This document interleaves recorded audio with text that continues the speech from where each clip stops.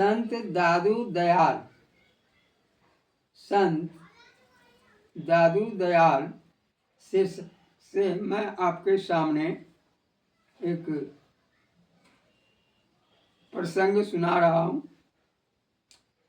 अहमदाबाद में एक लोधी राम नाम के ब्राह्मण रहते थे। उनके कोई संतान नहीं थी। चैत्र शुक्ल 8 संवत 1601 के संवत 1601 के स्नान करते समय साबरमती नदी में उन्हें बहता हुआ एक संदूक मिला। खोलने पर उस संदूक में लेटा हंसता एक सुंदर बालक उन्हें प्राप्त हुआ। उस बालक के घर ले आए, उस बालक को वे घर ले आए। उनकी पत्नी ने बड़े प्रेम से बालक का पालन किया। बड़े होने पर वही बालक संत दादू दयाल के नाम से विख्यात हुआ।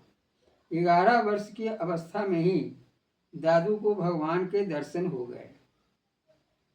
वे विरक्त, ज्ञानी और भक्त थे। एक बार वे घर से सत्संग के लिए निकल पड़े, किंतु पिता ने पीछा करके पकड़ लिया। घर ले आकर बड़नगर में इनका विवाह कर दिया। इनके 2 पुत्र एवं 2 पुत्रियां हुई, किंतु इनके मन में सदा वैराग्य ही बसा रहा।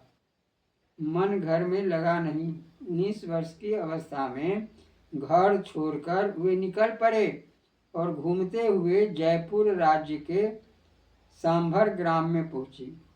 वहां जीवन निर्वाह के लिए रुई धुनने का काम इन्होंने प्रारंभ किया।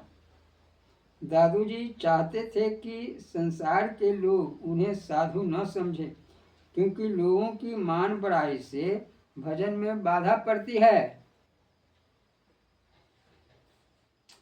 किंतु हीरा धूल में कब तक छिपा रहेगा। वहां काजी ने किसी बात पर क्रोध करके उन्हें दंड दिया। इसका फल यह हुआ कि बड़े कष्ट से उसकी मृत्यु हुई। दूसरे भी कई चमत्कार हुए, जिससे लोगों की दादूजी में श्रद्धा हो गई।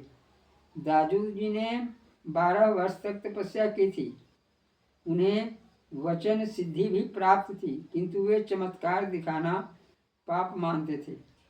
बिना श्रद्धा भक्ति के बाहरी दिखावे के लिए जो साधु या भक्त का वेश बनाया जाता है, उसको वे व्यर्थ बताते थे। उन्होंने अंतर्मुख रहना ही सबसे प्रधान साधन माना है। उनके बहुत अधिक शिष्य थे, किंतु मुख्य शिष्य 152 माने जाते हैं। दादूजी के संप्रदाय का नाम उनके शिष्यों ने ब्रह्म संप्रदाय रखा, किंतु समाज में यह संप्रदाय दादू ग्रंथ ही कहा जाता है। संवत 1660 में नारायण नाम के कस्बे में दादू जी का परमधाम गमन हुआ। यह स्थान दादू पंथ के लोगों का प्रधान स्थान है। संत दादू दयाल जी तत्वज्ञानी थे।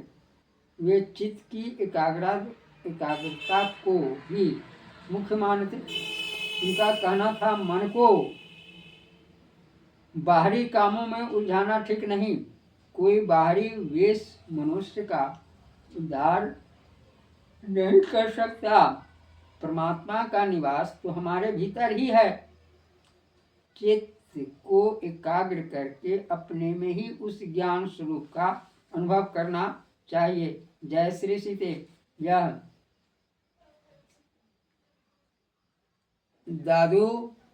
संत दादू का यह प्रसंग आपको अच्छा लगे तो कृपया इसे बार बार सुनने का प्रयास करेंगे। जय श्री सीते।